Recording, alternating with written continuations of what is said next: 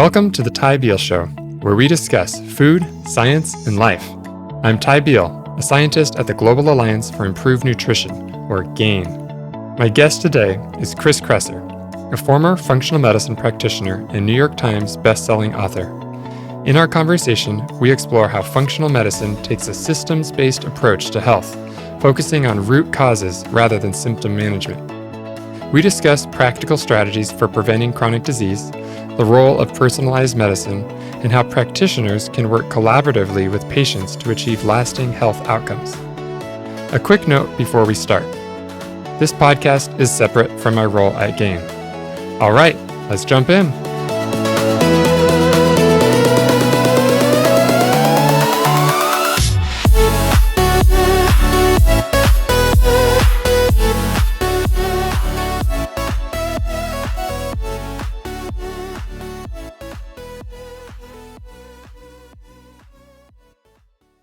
Chris, welcome to the show. Ty, it's a pleasure to be with you. Role reversal. Yes, exactly. I get to interview you. Okay, so you studied at UC Berkeley's Acupuncture and Integrative Medicine College. So for listeners unfamiliar with the field, how would you define integrative medicine and what makes it different from conventional medical approaches? Yeah, it's a good question. There's even, if you ask 10 different people in functional and integrative medicine, you'll probably get 10 different answers and maybe a fist fight will break out. Mm-hmm. It's like one of those things, right? Yeah. I would kind of identify with functional medicine probably more than integrative medicine. And I think the difference there, in my mind at least, is a systems-based approach with functional medicine. Integrative medicine, and I'm going to take a lot of flack for saying this, but like you could imagine if you go to the doctor and you tell them you have a symptom, like I have pain in my knee, the typical response in a conventional medicine setting would be to prescribe some kind of painkiller for the pain in the knee, whether that's an NSAID or, another stronger prescription medication. Mm-hmm. In an integrative setting, they might prescribe a supplement for the pain in the knee, which is certainly more, natural than a medication, and might be better for sure. Might produce good results with fewer side effects or risks. But it's still not really thinking about the problem systematically. Like, why is there pain in the knee in the first place? Is it related to, a musculoskeletal issue, a movement-related issue? Is it a systemic problem that is manifesting in the knee because that's an area where there was previous injuries or pain? It's a much more holistic way of thinking about health problems. And one of the ways I talk about it is just addressing the root cause rather than suppressing symptoms with drugs or surgery. And that doesn't mean that drugs and surgery aren't necessary. They absolutely are. In some cases, there are amazing drugs that have, life-saving and that help people. And certainly if I get hit by a bus, I want to go to the hospital and, get surgery if I need it. If I have cataracts, I can get incredible surgery now to correct them. I mean, this is not an either or thing. It's a both and the difference is just that we want to be looking at problems holistically and trying to solve them from the root cause level. And we believe that leads to better results over time. Okay. Great. So this functional medicine approach is really a holistic approach to address the root cause. I'm hearing that, it's about these interconnected systems. We're not just treating isolated symptoms. So you already sort of answered my next sort of question I was thinking about. So I'll move on, but that's really great to hear. I think a lot of people will resonate with that sort of, I've been to the doctor, they treated a symptom, or maybe it was like I had some sort of problem that they couldn't figure out, right? And I was just given a Band-Aid. Yeah. And so that this approach, what we'll dig into, is really, I think, important for people to hear about. So, you've been practicing for over 15 years. I don't know, is it 20 years now? I'm actually retired now from clinical practice, but it was over 15 years. Over 15 years. Before I retired. Wow. Yeah, I Incredible. practiced for over 15 years. And then since 2016, I was training other clinicians in functional medicine. We trained about 650 doctors and other healthcare providers in over 35 countries. And then we Wow. trained almost 3,000 health coaches in over 50 countries around the world. So that's how I've been spending the Yeah. last several years of my career. Your retirement. That's right. Well, I was really curious to know, with all of the sort of complicated cases you have had in your practice, do you have anything you could identify as one of the most challenging cases that you were able to successfully address the issue using this sort of functional medicine approach? Yeah, I mean, geez, there's so many. Some that stand out are I think most of them are probably autoimmune related. I think those, some autoimmune diseases can be very serious and even life threatening. And Hmm. it's also a situation that where the conventional approach has little to offer beyond symptom management. And again, sometimes that's necessary. If you're in a flare, for example, of Graves' disease, which is a hyperthyroid condition, you can stroke out if you don't get treatment right away and lower the production of thyroid hormones. So that can be Yeah. necessary in an acute situation. But the problem is, if you don't address the underlying autoimmune cause that's driving that condition, the only solutions to you are really thyrosuppressive drugs, that suppress thyroid hormone production, or often just removing the thyroid gland entirely, which then means you have to take thyroid medication for the rest of your life. Hmm. Similarly, Crohn's disease, which is an inflammatory bowel disease, autoimmune condition. I'm sure many people listening to this know someone in their life that has it, and may know someone that has had their colon removed, or that has had parts of their small intestine resected and removed because of Crohn's disease. So the stakes are really high. It's very serious.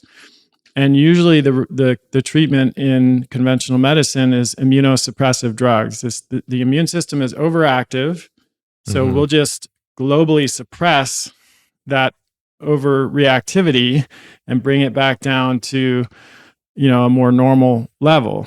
The Yeah. problem there, of course, is that you're not just suppressing the parts of the immune system that are overactive, you're suppressing the entire immune system.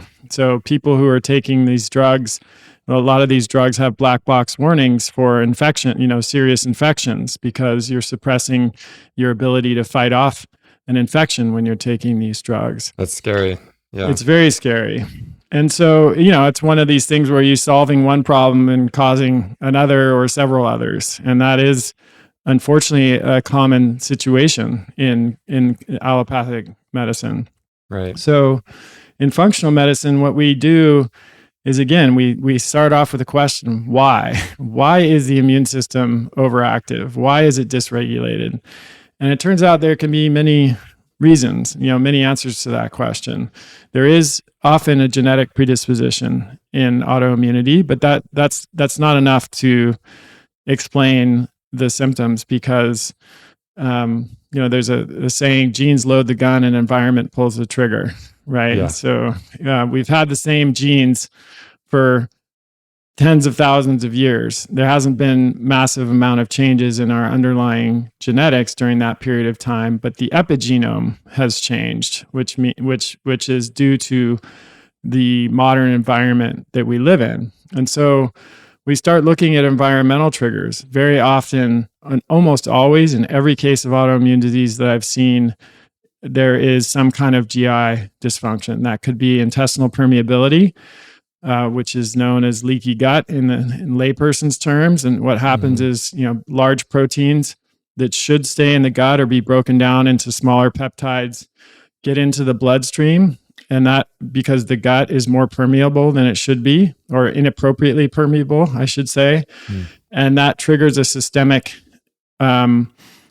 inflammatory immune response, because the body sees something in the blood that's inappropriately there and attacks it as if it's a foreign, substance. And then that triggers this hyperreactive immune response. Right. So it could be gut issues, it could be environmental toxins, It could be, overconsumption of ultra processed and highly refined food, which again disrupts the gut microbiota. It could be infections. There are a variety of low level chronic viral and bacterial and even fungal infections that can provoke immune dysregulation, like Epstein-Barr virus is a good example of that. So there are many different potential triggers, and we have to look at all of them really to see what's making the biggest contribution and systematically address those things. And so I remember one woman, she was in her mid-50s. She was facing removal of a significant section of her small intestine. She had severe Crohn's disease. She was having 15 plus, urgent, watery, bloody bowel movements a day with mucus in the stools. She was severely underweight. She tried to, she was on biologic drug, I think Remicade, if I recall, had tried every other anti-inflammatory, corticosteroids, the 5-ASA drugs, et cetera. And she was, totally at the end of her rope.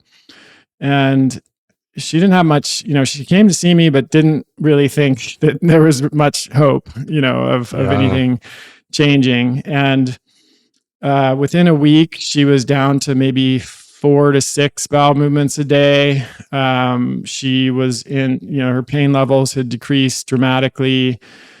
She had unscheduled the surgery because she was improving so much. And after 3 months, she went back and had another colonoscopy, and the doctor thought that there was a mix-up in the in the imagery because he couldn't believe how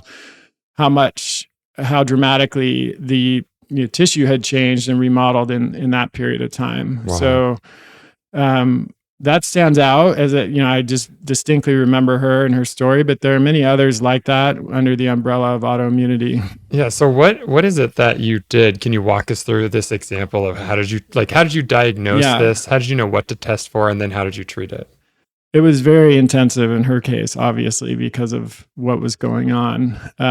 But she already had a diagnosis in her case. We knew that she had Crohn's disease. And so, and she brought in all of her previous labs. So she had what you would expect, very high inflammatory markers. She had autoimmune markers that were extremely elevated, C-reactive protein extremely elevated. She was anemic from blood loss, from all of the bleeding in the stools. And she also, though, had, she had, of course, severe gut permeability and all of the GI issues that you would expect. But she had pretty significant mercury toxicity. She loved sushi, and she ate tuna all the time, raw tuna, probably 5-6 days a week. And that, I think, drove her mercury levels up pretty high. She had some, overgrowth, like her microbiome was really messed up, as you can imagine. She was nutrient deficient. There was a lot going on. But what we did first is we put her on, there's a nutritional approach called the GAPS diet. And it's a version of the specific carbohydrate diet for anyone who's familiar with that. Essentially, it was like bone broth and meat. That was it. Wow. For the first 3 to 4 days, it's like a controlled fast in a way, because there's no higher residue, higher fiber foods that can get to the colon and feed the gut bacteria. Broth and meat are digested pretty high up in the intestine, so it was a way to give her lower gut a rest while she was still getting a lot of nutrition, and to start putting the brakes on the inflammation. At the same time, we were doing butyrate enemas. So butyrate is a short chain fatty acid that is also major energy source for the cell, for the enterocytes, the cells that make up the gut lining, and it's powerfully anti-inflammatory. And it's been shown in multiple studies, both orally, but also especially via enema, to really, powerfully put the brakes on inflammation. We were using high dose CBD as well as an anti-inflammatory. That was, was very well tolerated by people often with IBD and can produce great results. And that was orally? That was orally, yeah. And then we were doing some other anti-inflammatories as well, like high dose bioavailable curcumin, and some botanicals, and then low dose naltrexone, which we can get into maybe a little bit, but there's it's not easy to just summarize what that does in like a moment, but it helps to also regulate the immune response. And so, she was all in, and it was kind of like her full-time job for the first 2-3 weeks. Mm-hmm. But that enabled her to get back to a kind of baseline where she was out of the flare, and that was where her gastroenterologist was basically saying, hey, if we don't get this under control, we're going to have to, the only option here is to remove parts of the intestine. Mm-hmm. And then from there, it was more of a longer process of continuing to layer on, address those underlying causes that I mentioned, and address her nutrient status, which, because she was not absorbing nutrients from food for so long, she was really depleted, and just getting her back to the place where she could go back to work, be with her grandkids, and live, pretty much a normal life after that. It's incredible. It's so, I imagine you have just like dozens or hundreds of those stories. So maybe we'll touch on a few more, but I hope this inspires people that, if you're having trouble with your current approach or your conventional medicine approach, it's really worthwhile to explore this functional medicine approach. So I think later we can probably have you point us to some resources for where to look for that. So thinking about this functional medicine framework, how does the lab testing differ from conventional lab testing? Like if you have a patient, of course it depends on what they present with, but what are you doing in terms of biomarkers or different tests that you're looking into that maybe a conventional doctor wouldn't do? Yeah, we could spend a whole episode on this alone. There are several ways that it differs. So first of all, even when the lab markers are the same, we look at them we will often interpret the results differently. So you could take the same exact lab panel run by a primary care doctor and give it to me, and I will make sense of it differently. And Right. the reason for that, the main reason for that is that the conventional lab ranges are often too broad, and they are often out of date. They are often not reflective of the most current scientific research. If you understand how the lab ranges are made, it's kind of crazy. They are basically just taking a bell curve of everyone who goes in and gets lab tests and creating the 95% reference range based on that bell curve. Mm-hmm. But if you think about it, who's going in to get lab tests? Generally, yeah, exactly. I mean, of course, some healthy people, we go hopefully to get some lab work if we're healthy once a year. But yeah, predominantly you're choosing from a sample size of people who are not experiencing optimal health. And so if you're going to create the lab range based on that, you're inevitably going to have, some wide error bars there. And so that's an issue. Another one, as I mentioned, is that the ranges can be out of date. And I'll give an example for this. So, the recommended dietary allowance, which, very more than me about probably, in some nutrients has not been updated since, for 25 or 30 years. So my understanding is for magnesium, the RDA was last updated in 1997. And the RDA is based on average body weights. In 1997, the average body weight was 133 pounds for adult women and 166 pounds for adult men. in 2021, researchers published a study arguing that the RDAs for magnesium should be updated to reflect the dramatic increase in the average body weights of the population, which has happened over that period of time. And so when they recalculated the RDAs for magnesium according to the current average weights of male and female adults, there was a dramatic difference in the RDA for magnesium. So for the current recommendation is 420 milligrams for males, and 320 milligrams for female. But when they recalculated it based on the revised body weight, which is now 196 pounds for slightly higher, and 169 pounds for women. Yeah. The amount went from 420 milligrams for men to 575 to 660, the range. And for women, it went from 360 to 467 to 534 as a range. So let's pause here, because I think this is really, really fascinating. And I think you're absolutely right about the RDA not being optimal nor being appropriate for our current body weights, not being updated.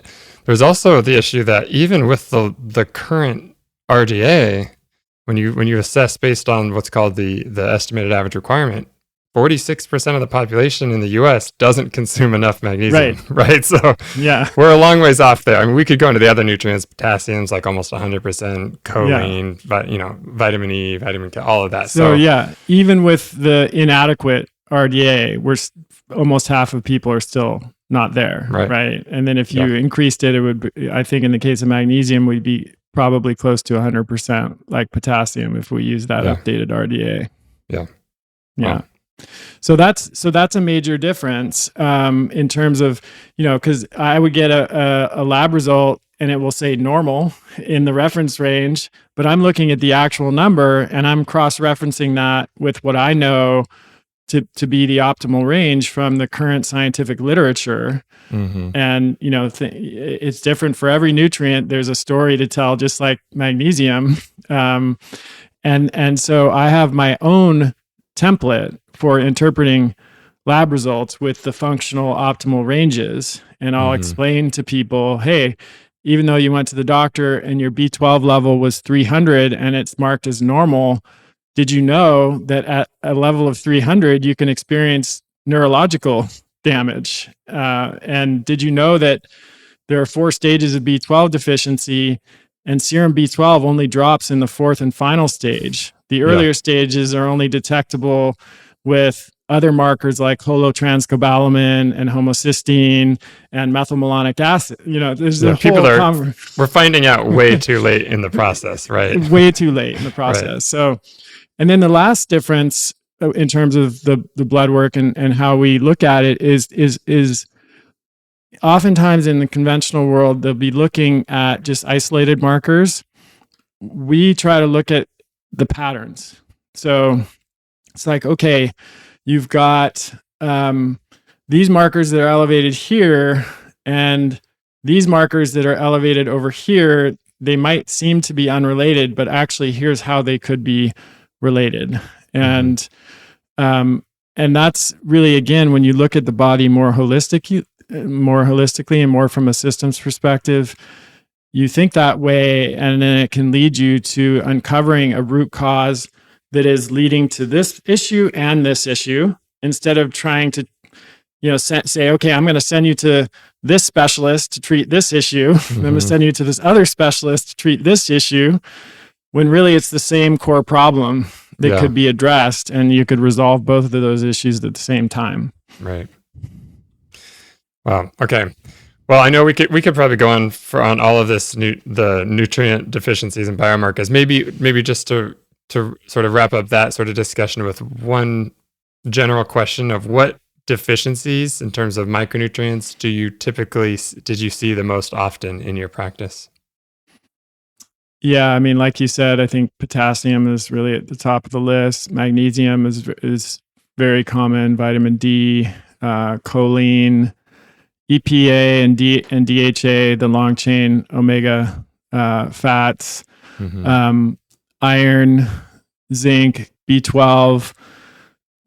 Particularly, I had a wide range of patients. I of course was an advocate of a nutrient dense diet that contains both plant and animal foods, but inevitably I had, vegetarians and vegans who would come to me, and they would often be, low in all of the nutrients that you find in the most bioavailable forms in animal foods. Yeah. You've published a lot on this topic, and so you know exactly what I mean there.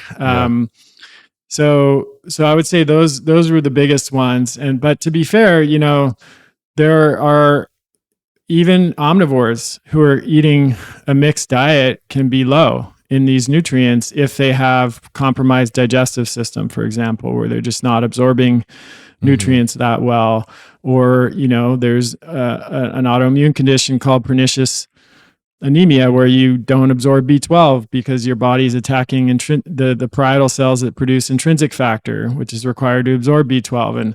And that's not super common, but I caught it at least 20 or 25 times in my practice from people who didn't know that they had it. There's a number of things that can lead to nutrient deficiencies, even when you are doing things right from a dietary perspective. Yeah. Okay. Well, this makes me think a bit about how everyone is different, right? Everyone comes in with their own issues. And I'm wondering, we hear this term personalized nutrition a lot, but in your experience, when we're thinking about diet, because I think a lot of what you do is also diet and lifestyle along with, necessary, drugs and whatnot, or supplements. But what type of dietary approaches do you work with people? So if a vegan comes in, they want to stay vegan, how do you address that? If you have, somebody who's obviously maybe an omnivore, but can you give us some examples of some different types of approaches that have worked for people, just to kind of give us a sense of, is there really a one size fits all approach? Probably not, right? Not in my belief. I mean, you'll see plenty of people on X and on the internet, carnivore for all, carnivores or vegans or raw food vegans or whatever. My experience is that there is no one size fits all approach, and that actually there's quite a wide range of approaches that humans can thrive under. And I think that's evident from the historical record, right? If you look at studies of extant hunter-gatherers back in the maybe 1970s, 1960s, when there were still some groups that, they might not have been living, maybe they were somewhat marginalized relative to their historical lifestyle, but they were still living fairly close to how they lived for generations. Mm-hmm. We see evidence of some groups that ate primarily animal foods for large parts of the year. So the Inuit are a good example of that, and the Maasai in Africa are a good example of that, mostly eating meat, blood, and milk from the cows that they raise, and the Inuit are consuming seal meat and other seafood. There's just not a lot of plant foods available in the Arctic Circle, it turns out, during the winter. You didn't have Amazon Fresh. That's right. But even those groups, we know, go to somewhat great lengths to trade for plant foods, or when plant foods become available in the summer, for example, for the Inuit, they consume them. They're not dogmatic. They're not like, I'm on a carnivore diet. I'm not going to eat plant foods. On the other end of the spectrum, we know that, like the Kitavans in the South Pacific and the Tukasenta in Papua New Guinea, consume very high percentage of calories from carbohydrate, primarily sweet potatoes and yams and starchy tubers and tropical fruits and things that they had access to. And then they also consume some seafood and maybe, if they're affluent, some pork and, small amounts of meat. But it's relatively low. It's as a percentage of calories in intake. And we know, again, from the studies that chronic inflammatory diseases were almost unheard of in these populations. And certainly they had other challenges, like you didn't have access to medical care, and and that was maybe somewhat reflected in their average lifespan. But if they survived the challenges of early childhood and warfare, they actually were quite healthy into their own age, old age. Unlike us, they would reach, similar ages to us, but they would reach those ages without acquiring any of the chronic inflammatory diseases that characterize our old age. So Right. to me, that just shows that there is actually we are true omnivores. There is quite a wide range of macronutrient ratios that we can thrive under as long as we're eating a nutrient dense whole foods diet. So Right.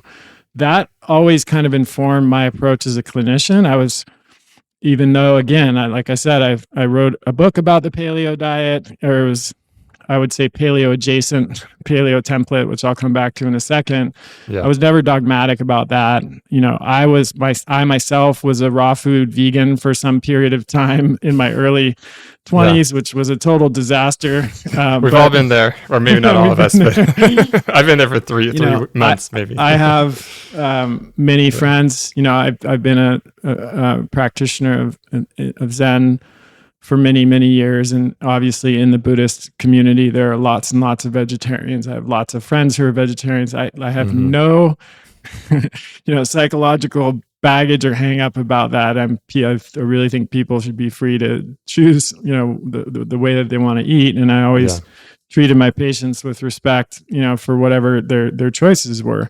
At the same time, I assumed that they were coming to me because they had they wanted help in terms of addressing their issues. And so if I saw a vegan, and we did the full blood work panel, which I did on all of my patients, it got to the point where, so the way because people were often flying in to see me from somewhere else, I would have them do the lab work first before they came to see me.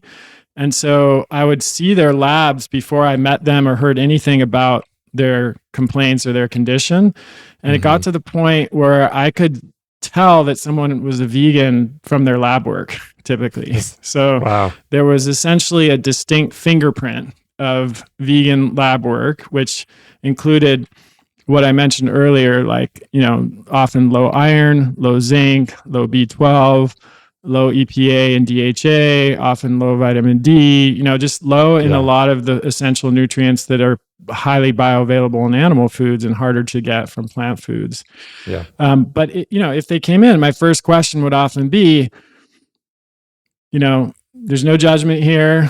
I understand you're a vegan. Are you committed to this approach? Or are you open to something else? And that was the starting point. If they said, no, I'm absolutely committed for ethical reasons or whatever reasons, then the next step is, okay, so these are all of the deficiencies that are here on your lab work, and this is how they're contributing to your symptoms. So now we need to figure out how to get these nutrient levels back to where they need to be with supplementation. I mean, that's pretty much the only option if someone's committed to staying vegan. If they said something like, well, I want to mostly stay, plant-based, but I am open to some strategic animal foods if that's going to really help, like, for example, a mother, or a woman who was pregnant or about to get pregnant, that would be a conversation that I would have, a serious conversation I would have with them about the risks of remaining vegan during pregnancy. And sometimes, maybe even more often than not, women in that situation would be willing to bring on some animal foods just, for targeted nutrition. And I would, in that situation, and you won't be surprised by this, Ty, I would say, okay, well, you can be an organ meat and shellfish vegan. Right. So you can stay vegan, but you just have to eat 2 servings of shellfish and 2 servings of organ meats a week. And actually, those patients are probably getting more nutrient density in their diet than someone who is an omnivore who's not eating any organ meats or shellfish, just because they're so wildly nutrient dense, as you have pointed out in your papers. Yeah, they're off the charts. Yeah.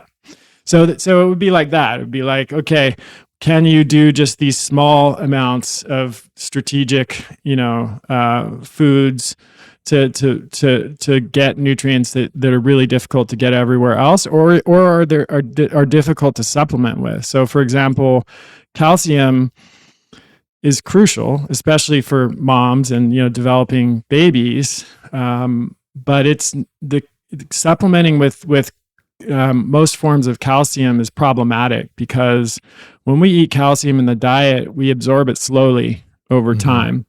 When we take calcium supplements, we get a large bolus of calcium in our blood very quickly, and the body doesn't, from an evolutionary perspective, never had to deal with that scenario, so it doesn't really know what to do with it. And what it ends up doing with it is putting that calcium gets stored in soft tissues where it doesn't belong, instead of the bones and the teeth and the hard tissue. And so you sometimes see an increase in kidney stones and hardening, like calcium deposition in the arteries and problems like that from calcium supplementation. So there are other forms that can be a little bit better, like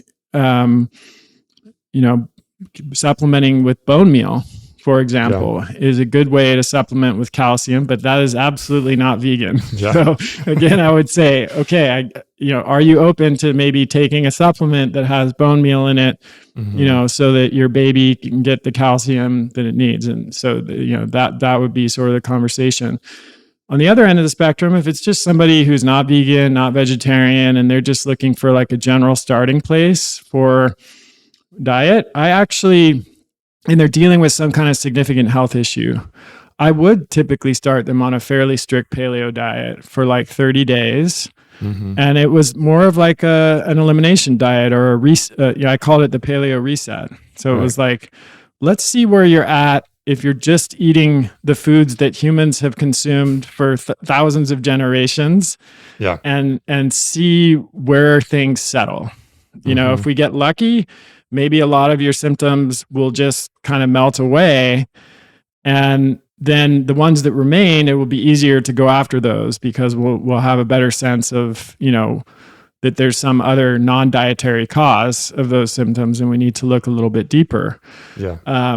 And then, at some point after they've reached the steady state that they want to be at and they've improved, then we can start adding foods back in that I think are nutrient dense, and I think are healthy when they're well tolerated. So an example of that would be full fat or fermented dairy.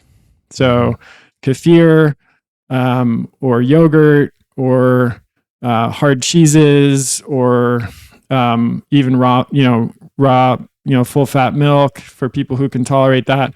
Very rich in calcium, conjugated linolenic acid, lots of, there's, you had Stefan Guinea as your first guest. He's published papers indicating that full fat dairy products actually have cardiovascular and metabolic, are associated with cardiovascular and metabolic benefits. So dairy gets a bad rap, but I think if you actually look at the literature, there's quite a lot of evidence supporting at least full fat and fermented dairy products. Dark chocolate is another example. It's like, yes, our Paleolithic ancestors were not eating it, but that doesn't mean that we shouldn't. It seems to be pretty health promoting. It's rich in polyphenols and antioxidants, and there's a lot of good things about it. And the list goes on, so we just start adding things back in, and we see what happens. If you add dairy back in and all of a sudden the inflammation spikes up again, sadly, that person is probably going to have to stay dairy free. Even the same thing with gluten. Like, I generally don't think, the thing with gluten is that it's in flour, and flour is not a very nutrient dense food. So even when people aren't gluten intolerant, I don't think it should be a major part of the diet for that reason.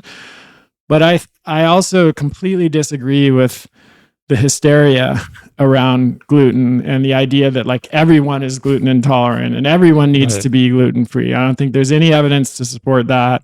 And, particularly if people are eating like naturally fermented sourdough, heritage kind of breads that they make themselves or get at the farmer's market or whatever, and they tolerate that just fine, as long as that's not comprising, a really big source of calories in the diet. I think it's absolutely fine for people to add that back in and see how they do. Right. So that's kind of how it looked like. We start with that baseline, and then over time, the idea is to create a personalized template based on what you know works for you, from this kind of process of experimentation. And that's really the only way to figure it out. There's a lot of like lab tests out there right now and like GI profiles that claim to be able to tell you what you can eat or not eat based on your microbiome analysis. And I just don't believe those. I've never seen that be accurate. We're not quite there yet. I don't Not think. quite there yet. So I really want to know, though, have you had carnivores who've come into your practice who have some issues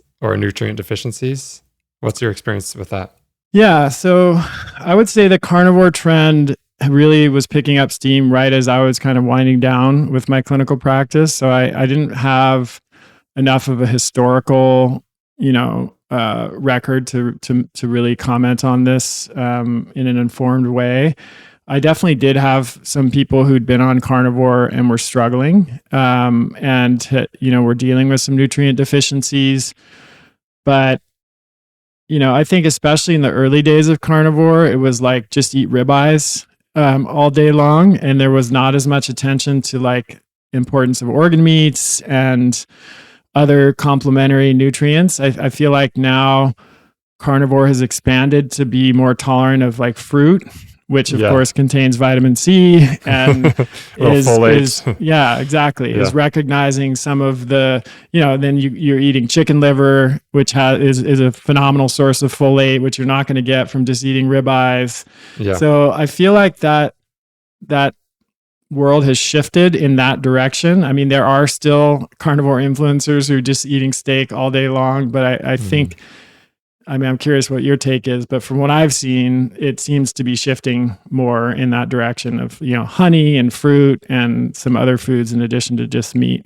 Yeah. I think it's probably really effective for a minority of people who really need it for some particular reason. I think in your practice, like your first example of the bone broth and meat, like that person absolutely needed a carnivore diet, right? Like there's no question. It's not like for life that was the ideal diet, right? I think when I look at it, I don't work with patients, but when we look at the nutrient profiles, when we look at nutrient adequacy with the diet, whenever you go too low in plants or too low in animal products, you get deficiencies, and they're different deficiencies. And that's why, there's a reason that it seems like we have evolved to be omnivores, because they really are complementary in terms of the nutritional profiles.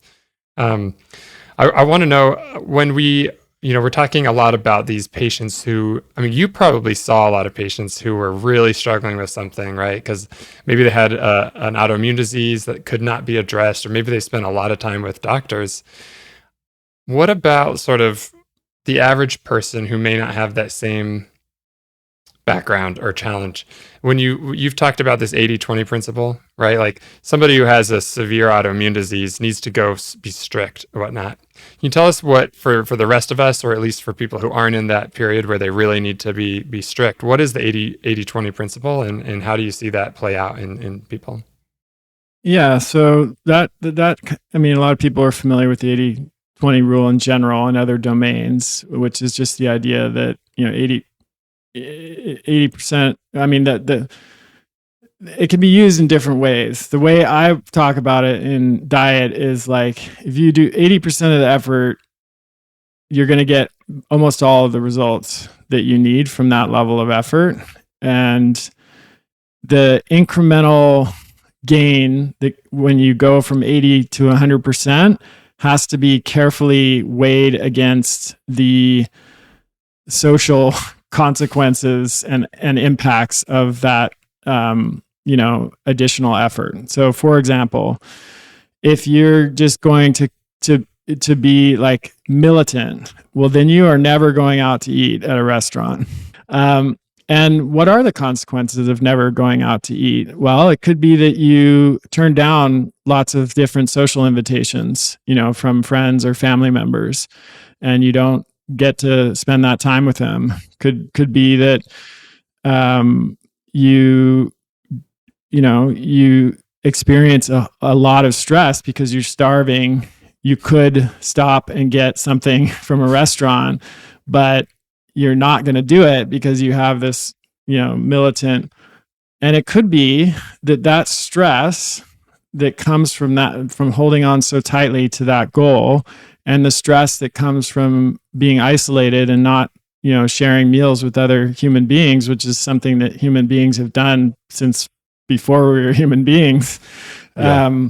It could be that the stress from those decisions is actually worse and more counterproductive to your health goals than it would be to just eat at the restaurant, that one time per week or whatever it is. And so I, just because of who I was and my online platform, and I tended to attract a lot of really hardcore people to my practice, and people who would show up with spreadsheets of years of biohacking data and all this stuff. And I was often having to talk people off of the ledge and be like, hey, there's more to health than food. Mm-hmm.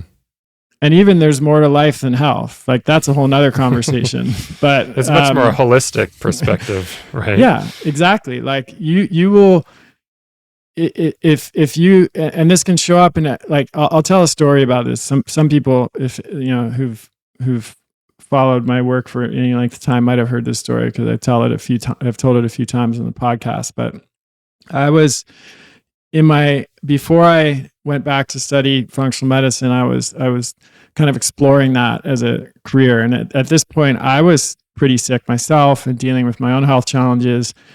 And I'd gotten interested in macrobiotics, which is a vegan, kind of Japanese style vegan approach. Mm-hmm. And I was, even beyond that, I was doing kind of a raw food macrobiotic approach. And I was apprenticing with a macrobiotic vegan chef at that time, and I was working with a doctor who was also kind of used that in his practice. And I remember there was a guy, a young patient. He was in his mid-20s, I would say, and over the time that we saw him, over a period of like 6 months, he was just getting worse and worse. He was super underweight. Like, just looked, cheeks like extremely hollow, dark circles under his eyes, like, getting weaker and weaker. And he kept, the doctor I was working with kept taking more and more foods out of his diet. Like, by the end of that, more restrictive. More and more restrictive. By the end of that, he was like just eating chicken breast and broccoli and one or two other foods. And as a result of that, like, his girlfriend had broken up with him. He had no social life. He wasn't working because it was like a full-time job for him to manage his food and his symptoms.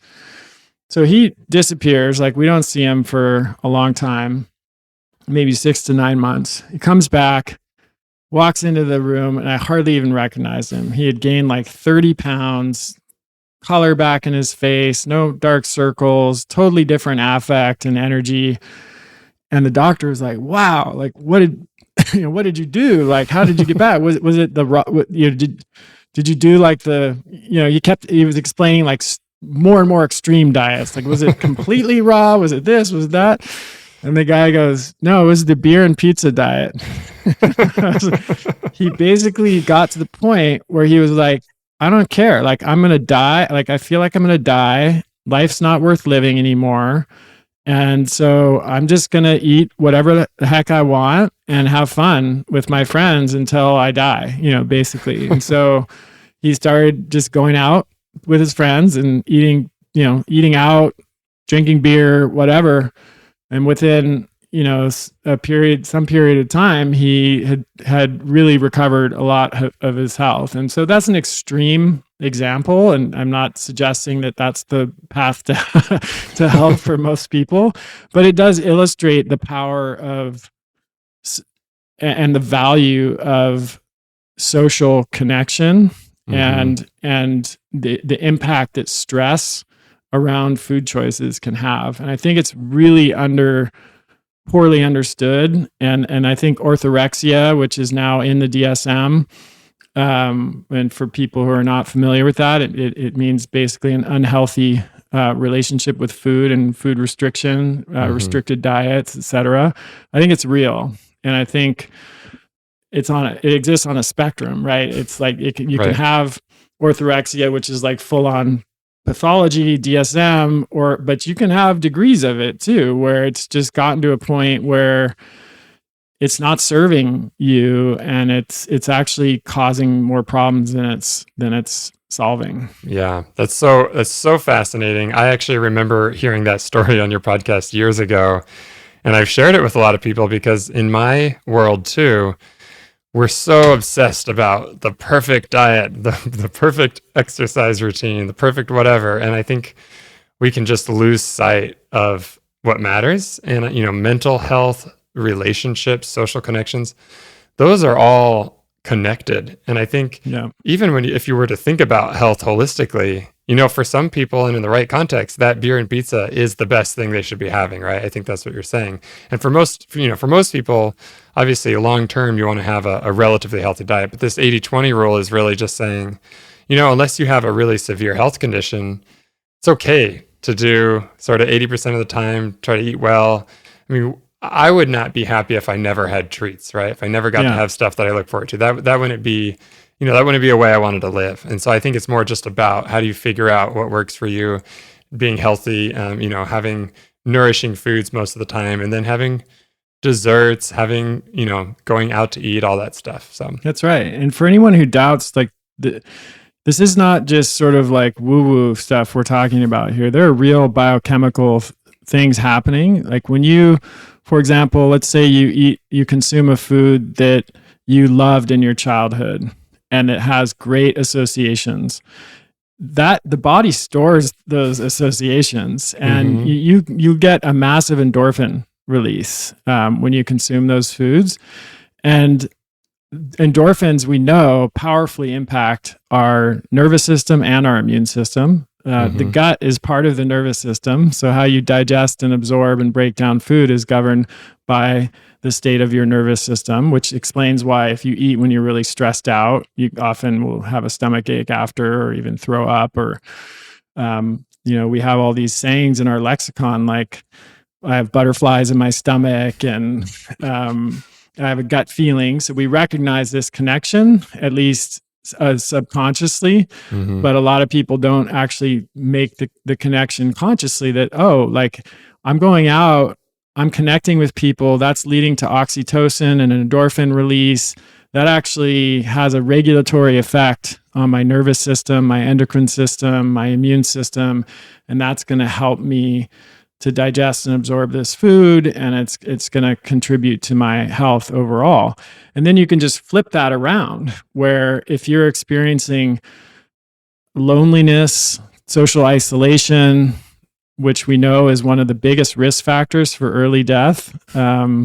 There's been a number of studies done on this. If you're experiencing like a lot of kind of almost like a fight or flight reaction because you're really stressed out about where you should eat, and you're super hungry, but you're not going to eat because all of that can trigger a whole cascade of cortisol release and stress hormones, that are even more potent than cortisol, and that can shut down. That can put you in a fight or flight response, which is the activation of the sympathetic nervous system, and take you out of what we call, which is the flip side of the fight or flight response, which is the rest and digest response. That's when the parasympathetic nervous system is activated, and that's where we want to be when we're eating and when we're resting and consuming food. So this is real. Like these are real biochemically supported associations and interactions. It's not just a sort of theory. I'm really glad you elaborated on that. I think we, at least in my community and a lot of my listeners, I think we need to hear it. So I'm really glad I'm glad you went there. Shifting towards this issue of chronic disease, because this is a huge issue in the US and generally in wealthier countries. From your clinical perspective and from your experience, can you identify what you would think are the underlying drivers of most of the chronic diseases that we face today? Yeah, I mean, I would say it's like the four horsemen: processed and refined food, which is getting even more processed and refined all the time. I think we know that 60% of calories consumed by the average American now are from not just processed, but ultra processed food. Right. So that's number one. I think sleep deprivation is also is one of the four as well. And there's just enough research now indicating what a big problem that has become society-wide. There's physical inactivity, and that can be broken down into two parts. There's lack of exercise, but there's I think even more important is a decrease in non-exercise physical activity. So an increase in sedentary behavior. Our ancestors, including even our recent ancestors, like our grandparents, just tended to move around more in general, and not necessarily like hitting the gym 5 days a week, but just moving around more and sitting less. So that's also a very big one. And then I think, my opinion on this has changed over time. But I would say, environmental toxins are a growing contributing factor to the overall disease burden. And I think for anyone who follows the scientific literature, we're seeing so many more studies about how air pollution contributes to chronic disease, how toxic residues from pesticides and other chemicals that are used in agriculture contribute, like to Parkinson's disease, for example. There's some very strong associations now between chemicals and Parkinson's disease. There are associations between estrogenic compounds in early puberty, in particularly in young girls. Like, we're just unfortunately living in an environment that is increasingly flooded with chemicals that we don't fully understand the impact of yet. And we're not talking about acute toxicity. We're talking about compounds that even at low levels of exposure can cause significant health effects over time. Yeah. I think you've nailed it. I mean, they're also related. I think there's these connections where when you're not moving, you may eat differently, right? If you're moving around, if you're having social connections, trying to do the things that work for you, like you said, going to the gym is not going to be super fun for everyone, right? You can do games, you can play games, you can do sports, you can go on walks, you can listen to this podcast while you're walking and doing your household chores, right? So there's lots of ways to be mobile and whatnot. I think that's super important. I just want to reiterate what you said, because I mean, the gym is kind of a last resort for me. I mean, I do lift. I have like a Olympic weight set up in my garage, so it's even less reason to go to the gym. If I didn't have that, I would go to the gym at least twice a week to lift. But I think it's super important to find fun things to do, because if it's not fun, you're so much less likely to stick with it over time. And also, when it's fun, there tends to be a sort of gamification element to it. Like if you're trying to improve as a soccer player or a skier or playing pickleball or whatever, you're going to probably get great exercise just because you're really focused on having fun and improving your craft or your skill. You don't have to force yourself to do it, right? That's right. Yeah. That's I play sand volleyball, and that's one of those things where I can play for 3 hours, and in the heat in the summer in Phoenix, and I love it. Like, I don't doesn't feel like work. No, it's just fun, but it's also a good workout too. Yeah. So we talked a lot about the kind of functional medicine approach, a lot of your experience. Now, if you're a listener and you're thinking, what about me? Like, so maybe you're resonating with some of these ideas of like, either you have some sort of condition that you can't really figure out. How do you get started? Like, if I go to my doctor, I'm not going to get that type of treatment that you provide, right, Chris? So how do people find out someone who can, find someone who can do that? Yeah, there are a few resources. The first thing I would say is this is a problem I set out to not solve. I mean, that would be there would be a lot of hubris there if I thought I could solve that problem, but to contribute to a solution. And that's why I launched Kresser Institute training programs back in 2016, because I recognized that the demand for functional medicine clinicians was way higher than the supply. And so, but there are a number of other functional medicine training organizations. So Kresser Institute is one. So you can go to kresserinstitute.com and there's a find a practitioner link up at the top right. And so you can type in your zip code or wherever you live. And we do have people we've trained all over the world. But it's to be perfectly frank, it's a drop in the bucket. Like 650 people, I'm proud of that. But it's when you think of how big the world is, it's not it's nowhere near enough. And then we have Institute for Functional Medicine, which was started by Jeff Bland, and Mark Hyman was very closely involved in that as well. Another pioneer in the functional medicine space. So you can go to Institute for Functional Medicine. They have a practitioner directory as well. Kalish Institute, Kalish. There's a practitioner directory there. So there are now more and more functional medicine training organizations, and that's sometimes the best way to find someone that has been certified by one of those organizations, because right now functional medicine is not a regulated space. Like if you go and see a gastroenterologist that's board certified, that they've received a certain level of training and have a certain level of competency. But you yourself, Ty, could hang out a shingle and say that you're a functional medicine practitioner, and there's currently nothing preventing you from doing that. I mean, maybe if you didn't have any medical license at all, that you would be in trouble. But if you had a medical license and you just did a weekend course in functional medicine, you could call yourself a functional medicine provider. So that is why I often recommend people go to one of those, either Kresser Institute or IFM or any of the other training organizations and look there first. You could also ask if you can just Google functional medicine doctor in your local, wherever you live. And then, if something pops up, which is increasingly common, I mean, almost any town of any significant size now will have at least one, if not more, functional medicine clinicians.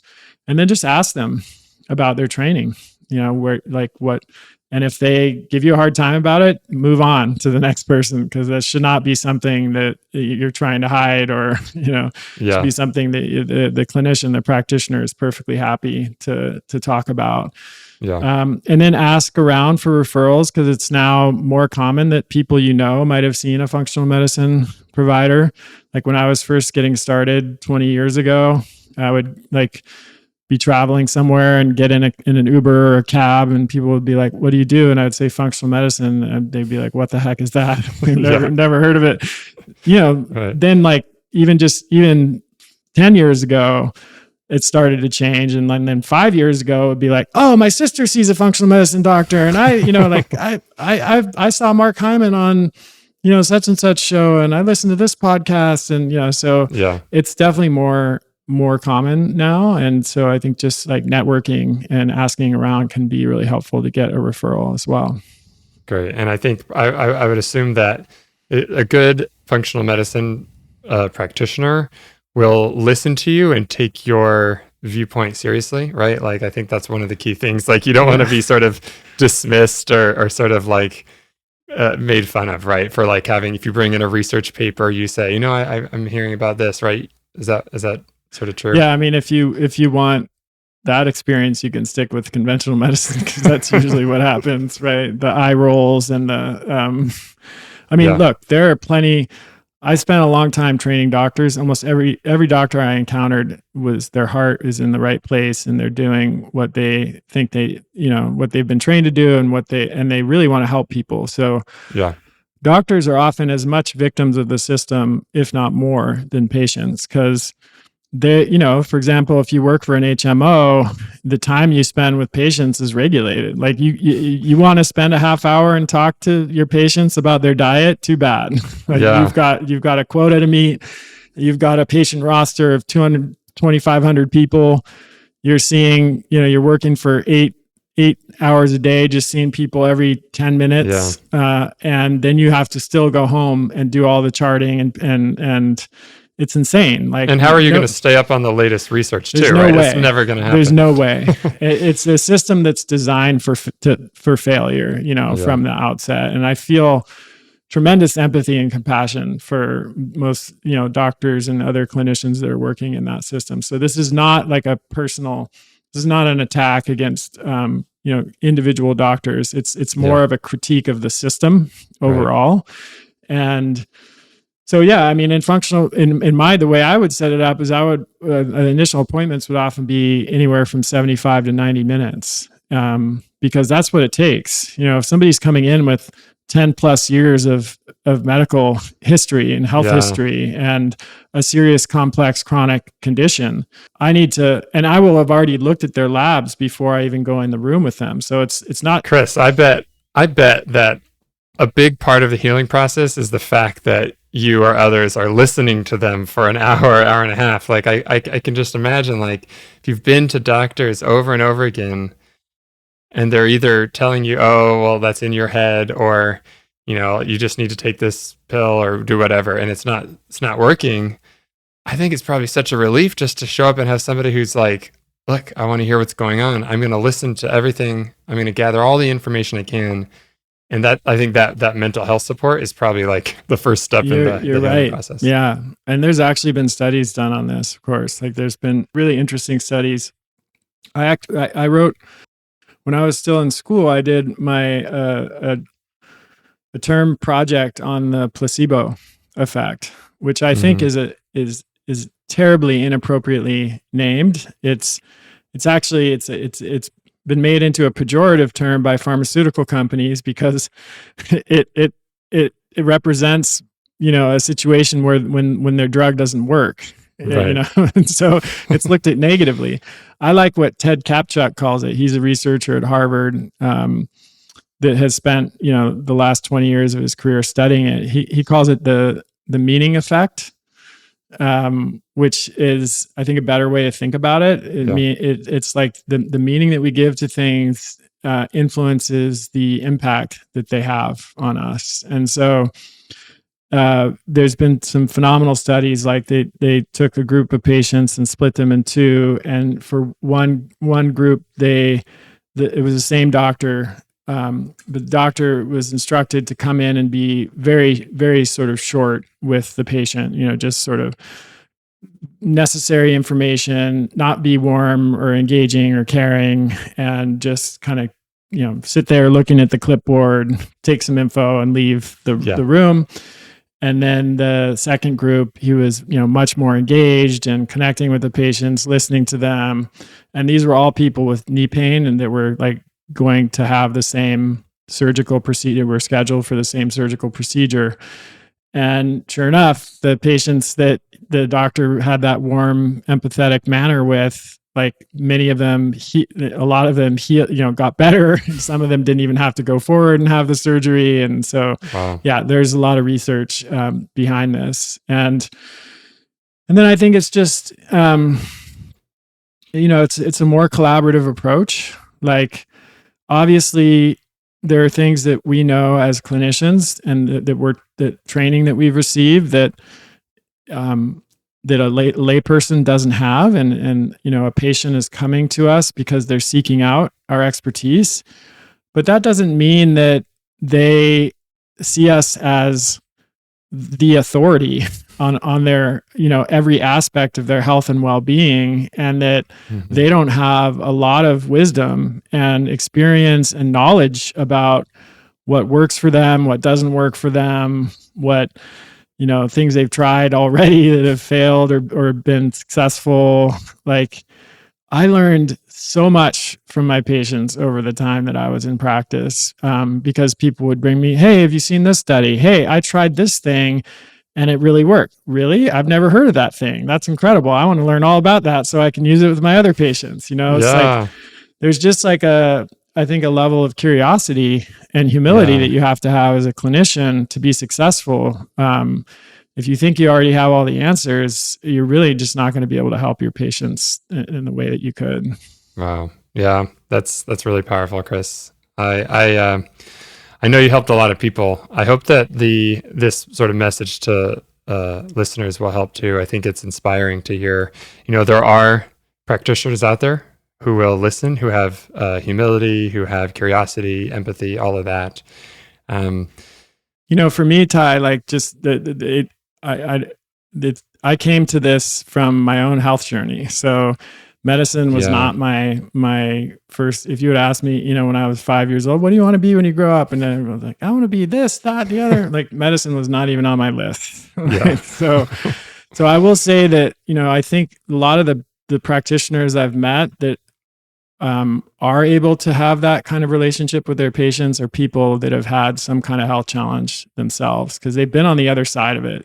Like I knew what it was like to go to a doctor and be totally brushed off, and I knew what it was like to go to a doctor and say, hey, I read this article, I'm really curious about this, I think it could be helpful, and to see a doctor just roll their eyes and look at me like, hey, you're not an expert. I'm the expert. So I'm not even going to pay attention to you or validate what you said. Gosh. Like I'd been to plenty of doctors who just wrote off what I was experiencing as stress, like this is like this, there's nothing we can do. You just need to like relax more or whatever.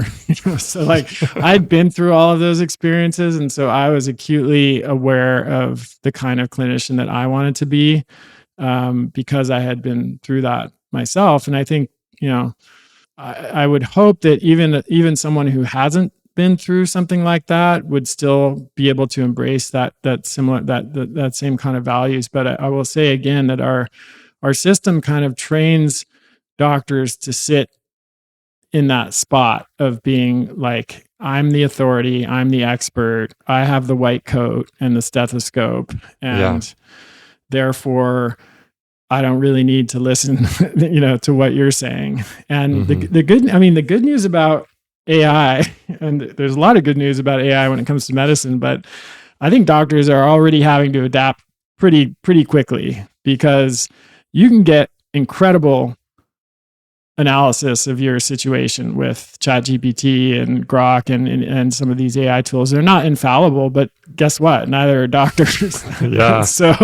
So people are coming in with these, like, hey, I put this in ChatGPT. What do you think? And so doctors are going to be forced to, I think, collaborate more with their patients, because people are going to be doing this, and it's only going to increase over time.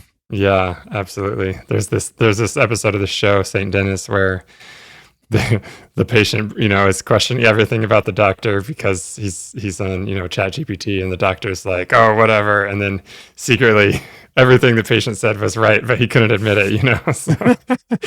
Well, yeah. And I think the latest thing I saw was like 50 or 60% of doctors are using it now. And I think that's a good thing. I mean, it's an incredible tool. If there's obviously concerns about security and HIPAA and all of that stuff, but think about it. These LLMs have been trained on everything on the internet. Every bit of scientific and medical knowledge on the internet. They're going to spot things that inevitably, just as a human being, if we're having a bad day or we're tired or we just haven't seen that many patients, like, I could see someone with a rare autoimmune disease. I might see 3 of those patients in 15 years, but an LLM is going to have access to all of the, everything that's been written and published about that particular condition. So it's going to know things that I could never know. So I don't think it will replace doctors, but I think the way I would put it, it's a version of this kind of truism that you hear about AI and jobs, is I would say doctors who use AI well will replace doctors who don't use AI. Right. I think that's actually probably the case in a lot of fields, where those who adapt and make use of it. I work in research a lot, and I use AI to support the research. It's if you don't, I think it is easy to fall behind. I think you're right. Yeah.